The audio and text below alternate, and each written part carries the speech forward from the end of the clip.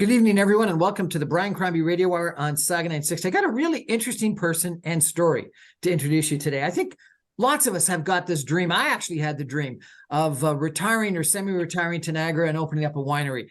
And I'm going to introduce you tonight to someone who actually has lived that dream and is producing their own wine and has a lot of knowledge about what's going on in Niagara. I want to introduce to Drea Kaiser. Drea Kaiser was born and raised in the heart of Niagara wine country, and her small batch wines are crafted in memory of her father, an iconic pioneering winemaker, Carl Kaiser, who affectionately called her Drea. Drea. Drea's wine company was launched in 2018, and the wines in her collection follow his winemaking philosophies. Andrea Kaiser, Yes. welcome to the show. Thank you so much for having me. My pleasure. So tell me, are you coming into us today from Niagara on the Lake or somewhere close to there? Absolutely, right in the heart. I'm a bit of a country girl, you shall say. So grew up here in Niagara on the Lake, and you know, certainly when you live in a rural area when you're a little younger, you're like, oh, I want to get out of this country life and get to the big city and see the world. But I was fortunate to sort of appreciate earlier on in my life of how wonderful and amazing Niagara on the Lake was. So I've ended up living here for the most part of my life. So yes, here we are. You obviously have a lot of respect and admiration for your father and his reputation. Tell us a little bit about his history, his career, and his reputation in the winemaking business, if you could. Of course. And just in terms of your introduction, I do sometimes pinch myself that this is happening because it is such an incredible story that, I'm now living through what he did. And so it's quite as you said, a lot of people's dream to own a winery, have a wine brand. So for me, as I said, it's a true, like, sort of living my dream here, which is really cool. And it really did happen, or is happening, because of my father.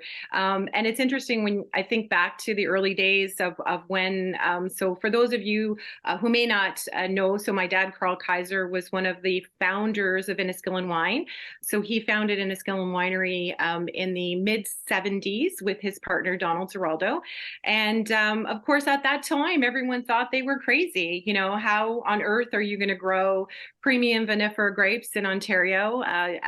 For many years, of course, Ontario wines were not largely high quality, sort of more of the pop wines at the time, not internationally recognized.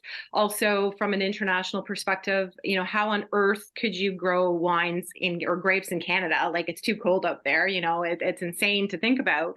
And it really was a very interesting change that occurred because of what my father and Donald did, and one that was, as I mentioned, people thought they were a little bit crazy, but ended up, of course, being a great story that they, in fact, could grow those grapes at the time. But certainly, like, absolutely pioneers. So at the time, when my dad, who originally came from Austria, he had moved here to follow my mom and moved here to start a new life in Canada. Also, there's a good love story in here as well. Oh, yes, absolutely. So, that being said, for the first maybe 6 months to a year, he was very upset that my mother had, brought him to Canada, where they have terrible bread and terrible wine. So he was mortified by that. So he decided to make wine on his own. And he had made wine in Austria with my mother's father, traditional family, old home in Austria, small little village. And in the middle, they made the sausages, they made the wine, they did everything from scratch. And he had learned to make wine there. So he decided one day that he was going to look for some grapes and, make wine at home. So he decided he was going to look through the phone book. In the old days, we had the big phone books. And he found some nurseries, some grape growers in Niagara. And funny enough, he looked through the list and he got to the end and he saw this guy named Zeraldo Nursery. He's like, oh, you know what? Kind of feel sorry for the guy. Probably no one ever phones him because he's the Z's, right? Like, he's at the end. So he called Donald and he drove down here to Niagara on the Lake. Ended up meeting with Donald at the time, who was studying at the University of Guelph in agriculture. and marketing, and conversation started about, why were Ontario wines not the same quality level of international wines, and what was the difference. And so a really interesting conversation around the grapes that were being used to produce the wines. And at that time, Donald had some new style grapes, hybrids, they called French hybrids at the time, that he was testing. And so my dad said, I'd love to try them. And Donald said, well, hey, you know what, when you're finished the wine, you need to bring it back, let me taste it. And Donald was floored, truly, like, by the quality of the wine. And being the go-getter that Donald is, he decided to head to Toronto and meet with the Alcohol and Gaming Commission at the time and say, listen, we need a license to make this wine here in Niagara. And they said, no, we're sorry, we haven't had any licenses since Prohibition, we can't do it. Thankfully, Donald was extremely determined, and eventually they did get their license, and it was the first winery license granted since Prohibition in the 70s. And then, of course, Inniskillin Wines was born at that time. Really, what a great story. And the first one was in the 1970s since Prohibition. Yes, absolutely. Yes. So, and what was the first wine that they produced?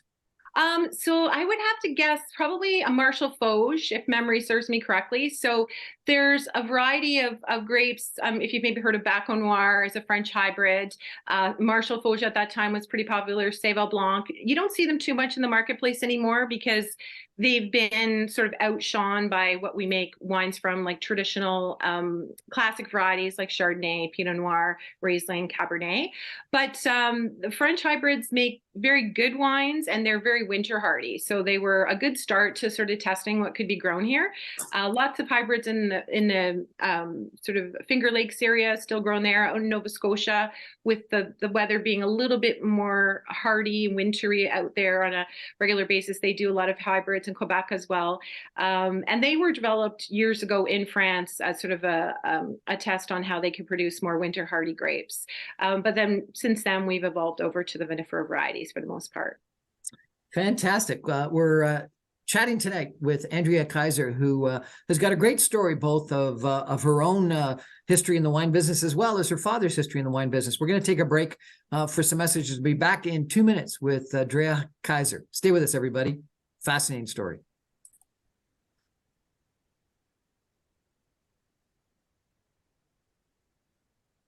Welcome back, everyone, to the Brian Crombie Radio Hour on Saga 960. I'm living sort of a boyhood dream today, chatting with Drea Kaiser, who runs a wine company and has a wine brand called Drea's Wine Company in Niagara-on-the-Lake.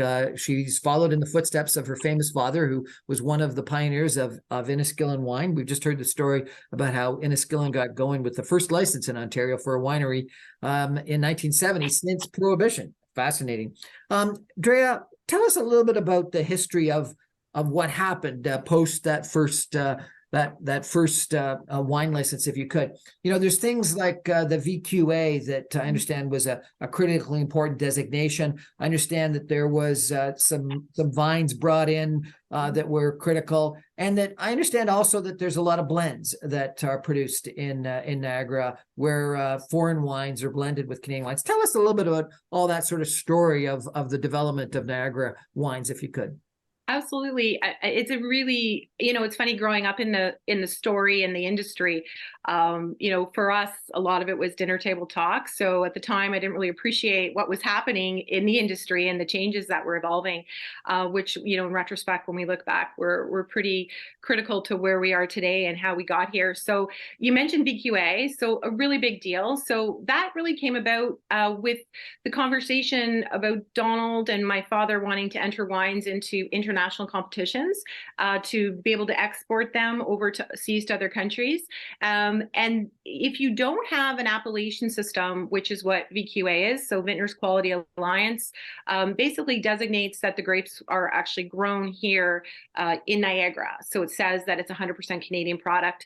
It would be similar to like the DOC from Italy or AOC in France. So the appellation system is an authenticity of the fact that the wines are 100% local or grown in that country. And that was a requirement for exporting to other countries at the time, or even entering competitions. So once Donald realized that, he was the marketer, my dad was the winemaker, he was he was eager to get that started and work with the government to create the appellation system. And I think it was, I'm going to say the 80s. I don't have the exact year, but that really changed our ability in terms of exporting wines. And so today, if you do see VQA on the bottle, that is an assurance of the fact that it is 100% Canadian product, 100% grapes in the bottle. And you mentioned something that's interesting. So those international domestic blends, we call them, IDB wines, those are crafted in Canada, but may contain some imported wines or juice. And in that case, it would not and never be able to have the designation of VQA. And those wines were kind of created or were first imagined in a year that we had a very bad short crop when, we were just starting to plant grapes out. We had very limited fruit, and we had a very difficult vintage. And so for sort of an ability to keep products coming out of the region, the international domestic blends were created, and there are other countries that do them as well. But the key really is that if you're looking for 100% local wine, then you've got to look for that VQA designation. Right, and tell me, how has Niagara done in the last 40 years, since 50 years, I guess, since your father and Donald launched Enniskillen? Yeah, it's an incredible story, really, when you think back to, no wineries or anything since, Prohibition, and then in the 70s, and what we've accomplished really in a short 40 years to evolve into an industry, a tourism destination, a wine producing region that is recognized around the world. And, it's a very similar story actually to Napa, where Robert Mondavi had sort of changed the scene of what was being grown in California. And now, again, same story in terms of now producing premium quality wines from the vinifera grapes like Chardonnay, like Riesling. And that really, has taken, the first 10, 15, 20 years were difficult to convince Ontario consumers to try or trust that Ontario wines were different. But the last 20 years have been very exciting. We've had so much international recognition in terms of our wines, going to competitions in France, Italy, in England, wine writers, some of the top wine writers, giving kudos to the wines. And that really, gives Ontario consumers some assurance that the wines are of world-class quality. So much of the experience is going to the winery and going to these big, beautiful buildings that people have built, different companies have built, and touring the winery and touring inside the winery. When did that all come about? Well, Enniskillen was also a leader in that. We had our PR and tourism director, Debbie Pratt, at the time, who really understood that the connection between visiting, the relationship with consumers, education. At the time, Enniskillen was the first to offer tours, tastings on site. We did a self-guided tour. So they were very much leaders in tourism as well. We had an organization in early days as well, the Wineries of Niagara and the Lake, who banded together. There was 5 of us in the very early days, and talked about creating cohesive experiences and making sure that when people came to Niagara, they had exceptional wine experiences. And then what was really exciting was that the culinary came and followed along later. Now we have amazing restaurants, great hotels, we have cheese producers, now we have craft breweries, we have distillers. So it's pretty incredible what's happened in really a short time frame. The Prince Edward County is trying to compete with you. What do you think of that? Is that going to be a good strategy, or is it a different growing region? Or tell me about that. I'm always a fan of, let's say, co-opetition, that in the sense that, number one, if you're looking at benchmarking yourself against other regions, whether it's, across Ontario or even to California or internationally, I think it always pushes you to do better, whether it's a tourism experience or your wines. And I think what's exciting about the different regions is that it's starting, or it has built or has created this pride in what we have here in Ontario as a destination, and also that people are excited to tell the story, to drink local and share that. So and truly to create a wine and food culture. I mean, when I think back even to, my dad saying, what is wrong? There's no good bread, there's no good wine, like that, it wasn't something that was really on the mind of many, many consumers. And now you've seen the growth of this passion for local, not only in wines, but food, and people wanting to, go to great restaurants. And so the more we have of that, the better, right? So I'm absolutely a big fan of any region that's investing in that. Now, we get some pretty harsh winters in Ontario. How can you possibly grow wine, grapes, in our winters in either Niagara or Prince Edward County? Yes, so we are a little more fortunate from a climatic perspective here in Niagara. So we do have less harsh winters than, let's say, in Prince Edward County. So there are more tender varietals that you can get here, like Sauvignon Blanc, like Merlot, that you wouldn't see necessarily up in Prince Edward County. They do also have to go the extra step of bearing their vines. So there's a little bit more of an intense grape growing challenge there, so to speak. But we have a very unique set of climatic conditions here in Niagara, and they're created by the escarpment, the Niagara River, and Lake Ontario.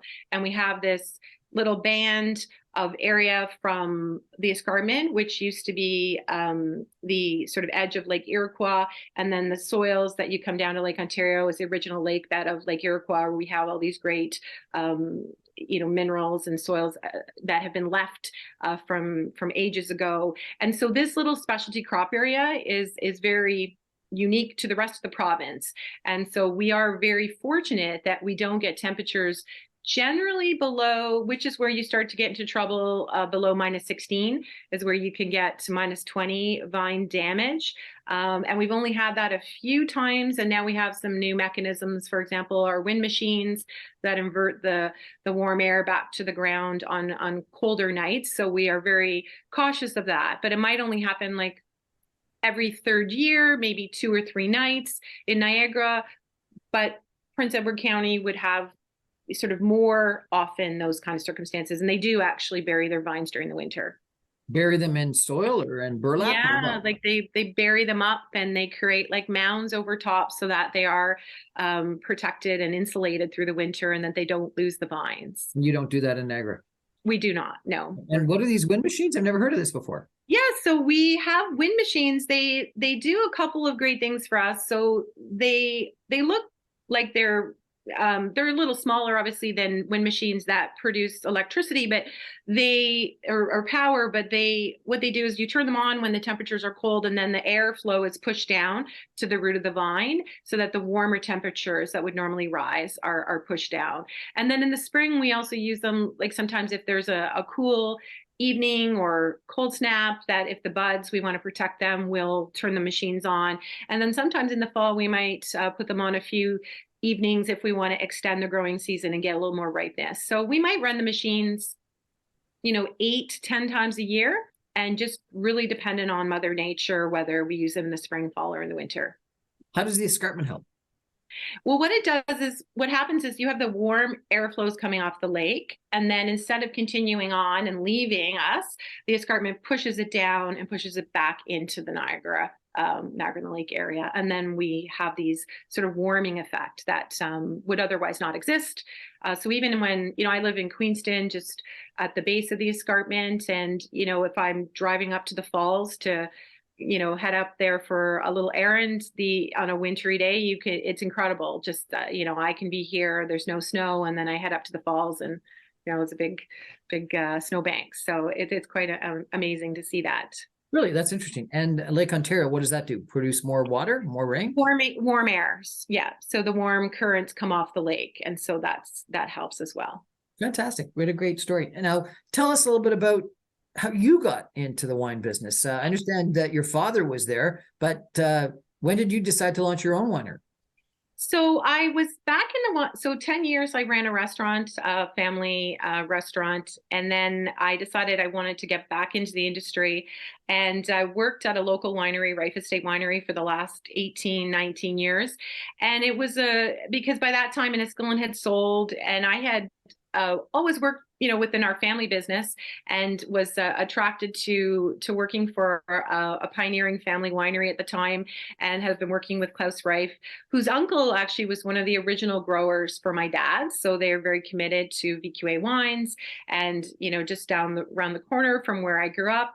And so I was working for him, as I mentioned, for about the last 18 years, director of tourism and marketing, etc. My position grew, and I've known Klaus my whole life, and I said, Klaus, I feel really guilty and bad that none of the three of my dad's kids became winemakers. Like, this is legacy that who's going to carry it on? Then we thought, well, maybe one of the grandkids will go to winemaking school. So I said to him, do you think we could do a project, like a legacy project? My dad was retired at the time. And he's like, absolutely. Like, whatever it is you want to do. Like, he loves my dad. Him and his uncle were very good friends, and he had grown grapes, and were colleagues for, 30, 40 years. And then, of course, life gets busy, and you get distracted. And then in 2017, I lost my dad. And that was like, okay, now we got to think. And it was just this aha moment of how short life is, and how you just have to do the things you always talk about doing. And so I went back to Klaus and I said, I want to do the wine project. And he's like, oh, I told you 5 years ago you could do that. I don't know what's taking you so long. So then I was like, okay. So I met with the winemaking team at Rife, and I created like my concept. We talked about the grapes, the style, the varietal, the yeast that would be used. And I've known and been great friends with the winemaker at Rife, of course, working with him for 20 years, and the assistant winemaker there. They've both been there for almost 20 years each. And so my first wine was launched in memory, and really the whole collection is, but specifically in memory of my dad, after with a Sauvignon Blanc. And he had always made Sauvignon Blanc for me after he retired, and for my mother and I in the garage, of course, like retired winemaker. He had a little bit of set up there. And so I used to love to tease him every year, because he'd bring me the Sauvignon Blanc, and I'm like, not sure what, because I'd love to tease him, right? So I'm like, did you use oak this year? I told you I don't like oak. So we'd always have this little banter, and I'd say, oh my gosh, you put too much sugar in it again. And he's like, well, no, it has to be balanced. So it was this great memory I had of that wine with him. And Sauvignon Blanc is like my favorite variety for white wine. So that was when I launched and made my Sauv Blanc. And can we buy your wine? You can. That being said, actually, my 2009, so I've had two vintages of Sauv Blanc, 17, and then 2019, which I am holding one of the last 5 or 6 bottles. It was a great wine. I had a wonderful review that was, I was in the UK last year, and poured my wine for Jancis Robinson, who is one of the top wine writers in the world. And I had my moment of glory, let's say, when I was able to read online that she had given me a lovely glowing review. So it's been moving well and selling well. I sell it at Rife Winery, and had a small release in the LCBO at one point. But thankfully, my 2022 is just as delicious, and it's coming out in 3 weeks. In 3 weeks. And how do I get on the advance buy purchase? Well, this is what I think I have to do. I have to create a wait list. So that's my next step. So what, we buy it online, or we got to go to you can. Yeah, so I have a website, Drea Wine, and you can go on there and you can purchase my wines, and we'll deliver it directly to your door. So and is it also for sale at Rife Winery? Yes, so that's like my home base where I make my wine. As I mentioned, I've been working there for almost 20 years. So you can go to Rife Winery, and then we have some local restaurants that you can purchase or have by the glass. And if you're in Toronto, CN Tower serves my Sauvignon Blanc by the glass. So they have a little bit. I sent them 6 cases yesterday. So fantastic. 2019. We're chatting tonight with Drea Kaiser. She was born and raised in Niagara wine country. Her father was one of the pioneers of Inniskillen wine back in the 1970s. And it's a wonderful story about how she launched her own wine in honor of her father. We're going to take a break for some messages and be back with some more with Drea Kaiser in just 2 minutes. Stay with us, everybody.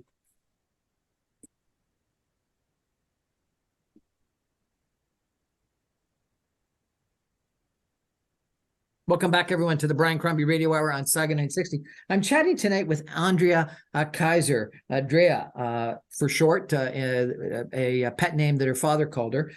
She was born and raised in the heart of Niagara wine country, and her small batch wines are crafted in memory of her father, the iconic pioneering winemaker Carl J. Kaiser, who affectionately called her Drea. Drea's wine company was launched in 2018, and the wines in her collection follow his winemaking philosophies. Drea, I used to work for a beer company, and the beer company ended up having a couple of investments in wine companies, and one of the competitors, which was a Australian beer company, had a whole bunch of investments in wine companies, and so my boss was extremely interested in wine. Actually, I've got an interesting story that we went out for lunch with the chairman, whose name was on the wine company, on the beer company's brand, and we went out for lunch one time, and he was aghast when he and I both ordered a beer, and my boss ordered wine. He thought that. I don't. Never a good thing. But it really got me incredibly interested in wine and opening wine, and I ended up being hired to go do due diligence on beer companies and wine companies in the UK and in Australia and in New Zealand, and had a lot of fun in that regard. And then I actually bid on a wine company in Niagara that was in bankruptcy at one point in time, and didn't win, probably thankfully, because I probably would have lost all my money in that. But it is a dream that so many people have of launching a wine company, a winery, producing wine. So many people do it in their garages, as you mentioned. Mm-hmm. Why is that a dream for so many people? Why do we have this incredible love affair with wine and this desire to connect in with a winery? I ended up having another person, not a boss, but someone I worked with, who wrote a book and then had a film about going back to his small town in Italy and buying a derelict winery that his parents had and relaunching it. And it was a beautiful, wonderful story. And a separated couple refined themselves as they're walking around a wine vat crushing the grapes. There's something about wine, and there's something about wineries. What is it? It is interesting. There is this love affair that people have with this idea of having a winery. And it's funny because I think back, when I mentioned I had a restaurant that I operated for my family for 10 years, a pre-winery. And I found out later that one of the number one dreams as well is to own a restaurant. Well, I learned very quickly that it's like one of the most difficult industries in the world, right? But it's funny, people have this dream, and it's very similar with wineries. There is definitely a romance that exists. I think one of the things that I think about this in terms of why people can really never be tired of talking about wine, and they can continue to have this passion and this relationship for it. And I think it's because you can never learn everything about wine. There's always something else to learn. There's always a region you've never visited, a grape you haven't tried. So it's like this huge plethora of information and knowledge that is also delicious. So I mean, enjoying it with a meal. But yeah, I really truly think that's part of it, is just this vast knowledge that is infinite. And so I think it just creates this mystery, this passion. And for people that are life learners and want to always enrich their lives with more knowledge and experiences, wine provides that forever. You know what I think it is? And I'd be interested in your opinion on this and see if you agree at all. I think it's got something to do with the fact that it's been this sort of several millennium long history of breaking bread and wine together. And you can eat a sandwich on your own, and you can eat toast or bread on your own. But there's something about wine. I don't think a lot of people drink wine on their own. I think wine is something that you end up opening a bottle and you share it over a meal or a cocktail hour with other people. And wine is meant to be shared, and it creates community, it creates a family, it creates a conversation, it creates a setting that are some of the most pleasurable times of our lives as you sit around and you share a bottle of wine. Yeah, there's no denying that. I mean, the experiences around wine, like you said, very communal. It's relaxing when you do have a glass of wine. You maybe stop and take a moment from our busy lives. So I would agree 100% that that is also a factor. It's interesting when you mentioned at the beginning, you mentioned some of the taxation issues and the business side of it. There is some things that are difficult, but all good things in life, I think, take a little bit of extra hard work and effort. So it's well worth it. Tell me about your philosophy of winemaking. So I do share my father's winemaking philosophies, probably because that's the wine I grew up drinking. So that's what I kind of knew as good wine. But I share his love of fruit forward wines. So all the wines in my collection, even from my label design, there's all those sort of natural fruits on the label, because I love the expression of a grape. And when you describe sort of, in my Sauv Blanc, there's some notes of gooseberry, or my rosé has some notes of raspberry. I think that's really exciting to pull that out of the wine. And I remember many times, my dad would taste a wine from his older portfolio, and it would be aged in the cellar, and he'd be like, it still has great fruit, it's still maintaining the fruit, it's not tired. And that was always a really good sign to him, and for me as well. I also really shared his like and love of wines with a brighter acidity. He's Austrian, as very different from Germanic style wines. They're often bone dry, bright acidity, and kind of racy. So my wines also share that style, and they are always very dry, really sort of in my style that I like, but well balanced. And that's really the key for any great wine, is that yes, it can have a racy acidity, yes, it can have a grapefruit flavor, whatever it is, but then everything's going to be in harmony and work together. Is that what you think makes a wine great? Harmony? Absolutely. Harmony. It's like cooking, like a great chef that just, you don't know why it tastes delicious. You might not know exactly what spice they use, but everything is in balance. And I absolutely think that whether it's a table wine, a dessert wine, that is really what makes a great wine. What are some of your proudest moments on this winemaking journey? Well, as I mentioned, when I was in the UK this past summer, or this past spring, it was funny. The very first wine tasting I went to, I remember standing behind the table, and I was like, oh my gosh, now I know what my dad felt like. Like, are people gonna like this? And I was also really happy when I tasted it and liked it, because I'm making it and I'm like, oh my gosh, I hope it turns out the way I want it. But certainly having Jancis Robinson review my wines was like you talked about dreams. That was a dream come true. I mean, she is one of the top wine writers in the world, one my father absolutely looked up to. He thought she was a tremendous writer. So to have that little nod of distinguished wines, and for her to talk about my wines in the review as being their own.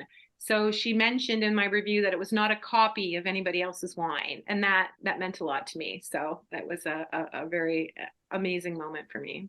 A cousin of mine is Margaret Swain, who writes for Toronto Life and a whole bunch of other places, wine columnist, wine critic, etc. And sharing wine with her is wonderful, because she will open it up and describe what's going on. And she used to have this tradition. She hasn't done it recently, which is too bad, but she used to have this tradition that she would taste a whole bunch of wine and drink, an eighth of it or something like that, and then have all these bottles that were 1/8 opened that she had tasted, but she didn't want to consume it all. So she would bring over a case of open wine with 7/8 of it all left over for me. It was wonderful. Perfect friends to have her. You said cousin. That's amazing. Yes, Margaret's fabulous. That's It was wonderful. It still is. I love red wine. Tell me why you like white wine so much better.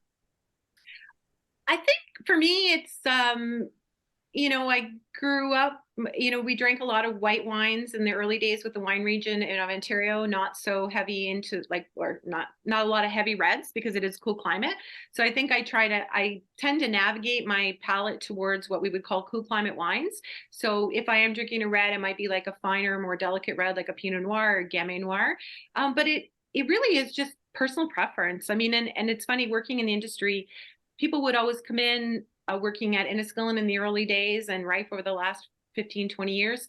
And they'd say, well, what's the best wine? And I'm like, it's like what you like. Like you may not like exactly what I love. And so, I love, I think even when I have food, like I love things that are sort of vinegary and I like very fresh style, like oysters. And so it kind of what you, I think, enjoy in your meals can often mimic what you like in wine, or even how, for example, I would often say to people, how do you drink your coffee? Like, do you like it bitter and with, no, like black, or do you like lots of cream and sugar? And that can almost give you a direction of what people might enjoy in their wines. So I like my coffee black and bold. What does that mean? There you go. You love Cabernet Sauvignon. So is that the similar connection? Absolutely, because in a black coffee, you get lots of tannins and it's like boldness to it. Whereas if you get into if you're drinking coffee with a little bit of cream and sugar, like softer notes, you might love a Chardonnay with oak aging, a little creaminess on the palate. So I think there is a relationship there in terms of what you normally enjoy for food and beverages. Really, that's fascinating. I also like port. What does that mean? Port? So it means you have a sweet side. Yeah, yet I find you mentioned German wine. I find German wine way too sweet typically, and I don't enjoy that, and I Yeah, find I it think headache. Yeah, and like I think it's also context. So, if I'm the same, like I don't like sweeter table wines, but in an appropriate circumstance where maybe I'm having some after a meal instead of dessert, maybe I'll have a little bit of ice wine or port and a little bit of cheese. And so that, just that little bit might do the trick. So I think it also depends sort of the context of how you're enjoying it and of course what food you're pairing with it. I've had numerous different people at different times tell me that different foods like cheese bring out the taste in the wine more. Why is that? They do. So there's a relationship between like the chemical composition of the wine and the chemical composition of the food. So it's very similar to the idea of like again cream and coffee. So if you take a cheese and you pair it with a wine, for example, like a Cab Sauv that's got lots of tannic acid, and the tannins come from the skins and the seeds when we ferment a red wine, and so it's almost like a bitterness that can be appealing for some people, but maybe a turnoff for others. And so when we add a cheese that has lactic acid, you get that yin and that yang, right? Between the lactic acid in the cheese and the tannic acid in the wine, and they balance each other off. And that really is, again, back to what makes a great wine is balance, and what makes a great food pairing is that balance. People will say that you should have a white wine with fish and a red wine with meat. Is that true? It's a good guideline because what you want to think about. You want to think about the weight of the wine. So you don't want one thing to overpower the other. So if I'm having like a white fish and I have, let's say, a Cab Sauv, the fish is going to be completely overwhelmed by that Cabernet Sauvignon. So you always kind of want to look for similar weight in the two, so that one doesn't take over the other. So that it's a good guideline to but then I mean it's also fun to experiment and try. So a lot more people are open to the idea of tasting or having, let's say, a Pinot Noir with salmon. The fish is a little weightier. It's got the Pinot Noir maybe a bit more delicate, so you can find some synergies there. Tell me about cork versus screw top. It's a good question. I think both have their place. I don't think one is necessarily the absolute over the other. I know there's lots of debate about it. There's no question that a screw cap is probably the best seal because it's 100%. There's no room for taint, so to speak, as we call it, cork taint in the industry. But there is, you talked about the romance and why people love the wine industry. I think there's some nostalgia there with the cork that, for premium wines, like, is there an abandon there? But there is like a scientific thing behind a cork too, where it allows a little bit of oxygen to come in over time. So for the aging process, like let's say in a big cab sauv that you've laid down for 10 years, I view it as a good thing that over time there's a tiny bit of oxygen being permeated in through the cork, and that is really what ages a wine, is that contact with oxygen over time. What ages a wine is a little bit of contact with oxygen, so you need the cork. Yeah. So it changes the dynamics, and it So if it was a screw top and you aged it, you wouldn't be doing any good. it wouldn't age as quickly or wouldn't change as much, which can be in aging wines, that's what we're looking for, right? We're looking for it to change and for it to soften. That's interesting. I was told that one should let a red wine breathe, but you don't need to let a white wine breathe. Is that true? Yeah, so it goes back to that philosophy of exposure to, or that idea of exposure to oxygen. So especially if you have a red wine that's really young and you haven't had time to age it, you can speed up the aging process by decanting it. And even if you use like a wide, that's why the decanters have like kind of the wide base, so that there's exposing it to as much like more oxygen in a short time frame. And then that is what softens the wine out. With a white wine, because it's fermented without the skins and the seeds, by definition, fermentation takes place after pressing before pressing as opposed to after. So you don't necessarily have that tannin in there that you would with a red wine, because it's not fermenting on the skins and the seeds. Therefore, it's usually okay to drink it younger. There's not as much tannic acid, so you don't necessarily need to decant. How long should you keep a white wine versus a red wine? Well, it depends on the wine too. So for example, for my Sauvignon Blanc, I would say to people, it's not the wine I recommend for aging, because I want you to enjoy it when it's fresh, fruity. It's got that bright, racy acidity. So I would say to people, 3 to 5 years if you've got good cellar conditions, but really within 3 years is probably ideal for a Sauvignon Blanc, a Riesling. And then when you get into a Chardonnay, for example, that's been in oak barrels, when the Chardonnay is in the oak, it actually extracts tannins from the oak instead of the skins and the seeds. So it has a similar composition to a red wine. So you can age those much longer, and you're actually getting some benefit from aging as well, because you have time for the tannins to soften.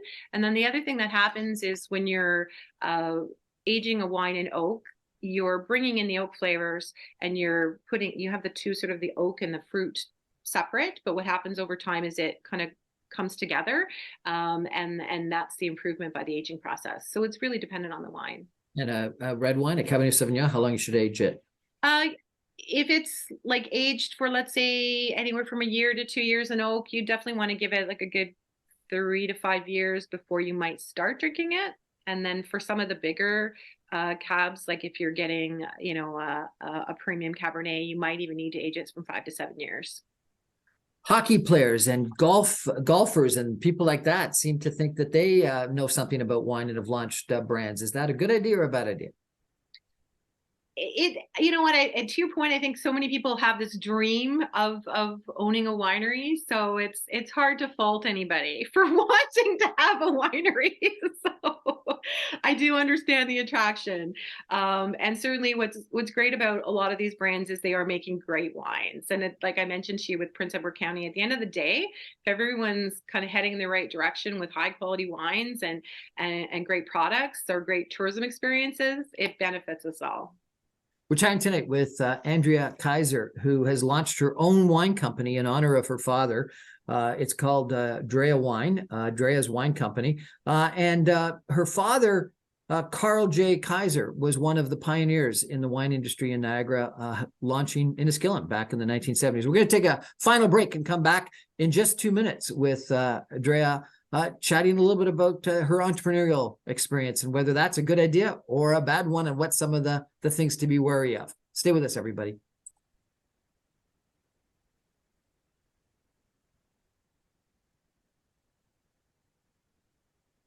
Welcome back, everyone, to the Brian Crombie Radio Hour on Saga 960. My guest tonight is Drea Kaiser. She was born and raised in the heart of Niagara wine country, and her small batch wines are crafted in memory of her father, iconic pioneering winemaker Carl J. Kaiser, who affectionately called her Drea. Drea's wine company was launched in 2018, and the wines in her collection follow his winemaking philosophies.